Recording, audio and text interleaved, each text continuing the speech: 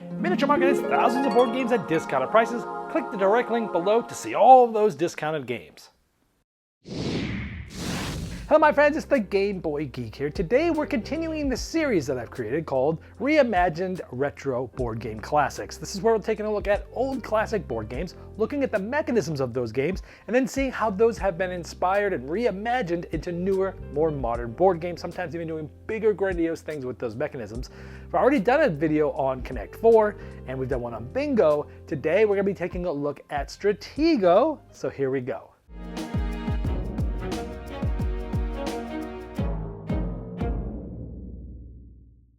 Now, Stratego is a classic game that I played a ton as a kid. I still own my old version. Now, the objective of the game is to either find and capture the opponent's flag or to capture all movable enemy pieces so that the opponent cannot make any further moves. Now, the game is sort of a slightly modified copy of an early 20th century French game called L'Attaque, which essentially means the attack. And it's been in production in Europe since World War II, and the United States since 1961. Now, Stratego is from the French or Greek word strategos, which is basically a leader for, an ancient army or a first general. Now, the name Stratego was first registered in 1942 in Netherlands.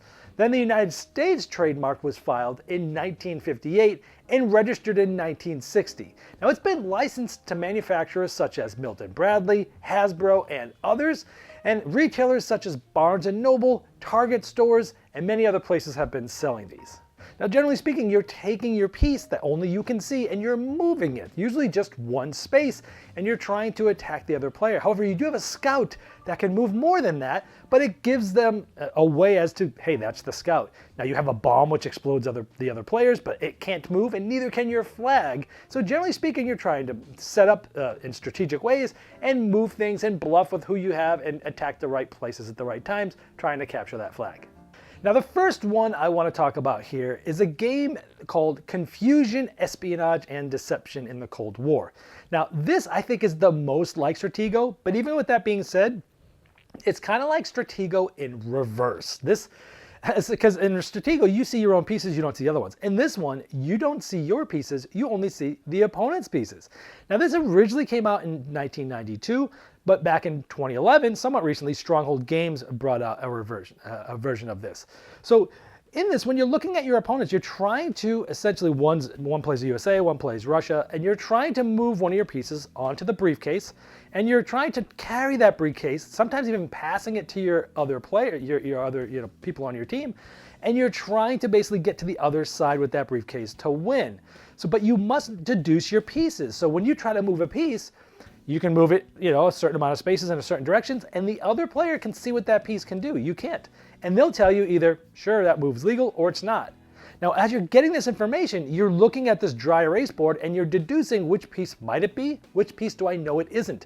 You try to move it diagonal and it can't move, and they say, nope, that's not legal. You know it's not diagonal. You know it can't be any piece that moves diagonal and such like that. So with the game, you're trying to deduce things. Now, another thing is, if you get one of your pieces to the other side, it unlocks to a better version, like being able to move 2 spaces in any direction. And so there's different ways of sort of getting your pieces upgraded. There's also a double agent, which basically means you don't know what that piece does, neither does the other player, but they know it's your double agent. They can lie about whether it can move or not. And they kind of want to lie, because if you take that piece, the double agent, with the briefcase and get it to the thing, they think they won, but instead they've lost because you've tricked them and you've gotten their double agent to get you the briefcase. It is very Stratego-like, but in reverse with lots of deduction. This is a fantastic game. I hope somebody reprints this one. This next one is a small game. It's designed by Richard Garfield, who is one of the most prolific, legendary game designers ever. He brought us Magic the Gathering, King of Tokyo, a million games. And this game, I think it was 98 it first came out as Pecking Order, was a bird. And they just recently brought it back as Monstrolicious. In fact, I just interviewed Richard Garfield about this reprint and all the things that went into it. If you want to see that interview, you can click that eye up there. But in this game, in that interview, he actually mentioned, hey, Stratego is what pretty much inspired the mechanisms of this game, and that's almost what sparked this whole series. Because in this game, you're trying to basically have your monsters on your side next to the dessert at the end of the game. Whatever number it's next to at the end, that's how many points you get. If it's 1, it's 1 point. If it's 8, it's 8 points. And so you're basically placing a tile face down. And this is where he said it was the Stratego aspect, is you're putting something face down that the other player doesn't know what it is. It could be a big number. It could be a small number. You could be totally bluffing. For instance, you might put a very small number next to a big one just to bluff it. Because when the other player places a tile there, you have to flip yours up. And so at that point, you're essentially showing them what it is. Sometimes you're using the smaller numbers to see what's there, knowing what's there, and then you can go in with your face down and say, I beat this, and you don't even have to flip it over. And so there's a lot of Stratego-esque mechanisms here, where there's a lot of bluffing, there's a lot of hidden things, there's a lot of flipping things over, revealing things at different times, trying to do it, but essentially is a bit of Stratego in trying to figure out where you're going. Now, the attacking is always just right in front of each other. It's like, hey, I'm going for number 8, and I'm going to attack your number 8. Let's see what's there. And so it's very much Stratego-esque, and it's interesting that Richard Garfield actually said that Stratego directly inspired this mechanism of this hidden putting things down and then attacking them and not knowing what's there before you get there. And so it's very much Stratego-like. That's Pecking Order and Monstrolicious. Now this next one was my dice game of the year last year. It is called Kelp, Shark versus Octopus. Now in this game, you're playing one side or the other, the shark or the octopus. It's an asymmetric game where one of you is essentially playing like a deck building card game, or the other one's playing sort of a bag building game. Now the octopus basically has Stratego-like blocks. They're set up on the board so only they can see them. One of those blocks is the octopus. Many of the other ones are sort of like food that they're trying to eat, and they're going to be basically sneaking around the board, moving these blocks, trying to get close to food to be able to eat them, because if they eat for food, they win the game, and as they eat food, they actually get some special abilities as well. And so they're basically playing cards and managing their hidden and revealed blocks, and they're channeling the creature's remarkable abilities to camouflage and be deceptive. Now the shark essentially is patrolling the territory, patrolling the water, and attempting to hunt down that elusive octopus by rolling dice and using special abilities to mitigate their luck. Now they're trying to showcase that creature's natural instincts and predatory behavior. Now with that deck building and bag building, one of them's trying to hide and seek and bluffing, and the other one is manipulating. And so the shark is winning by successfully attacking the octopus. And by that, they need to figure out where it is, but they can't see the blocks. Different abilities are going to allow them to reveal blocks. As the octopus eats food, they're going to be able to see where that octopus is, but different abilities allow them to hide that octopus, move it around, shuffle it around so you can't see where it is. So and the octopus is going to be winning by eating for food or by waiting till the shark runs out of energy. So it is very Stratego-like with those blocks, because those blocks contain the octopus itself, 4 different food, some traps. So if the shark goes and tries to attack and thinks they're attacking the octopus, they could be attacking a trap that ends up hurting them, and things like that. So there's all sorts of different things. Everything's randomized at the beginning. Some of those blocks can actually be upgraded to better versions. Sometimes you're revealing, hiding them, shuffling back around. So there's a lot of Stratego-esque mechanisms here.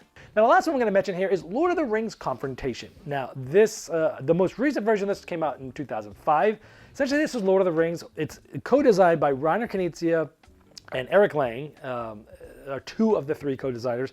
And they are, well-known. Knizia is one of the most prolific designers ever. Eric Lang is one of the most modern, well-known designers in our time. And essentially, this is a Lord of the Rings Stratego-esque game where you have the stands where the characters are facing you, one side, you're playing one of the side, the good side or the bad side, and you're basically moving your pieces that only you can see into areas. And when attacked, you're basically looking at the special abilities of both sides, you're looking at their numbers, and then you have the ability to play cards, and those cards might change the attack strength, they might add to it, they might do different things, they might move other things, they might change things, they might alter things.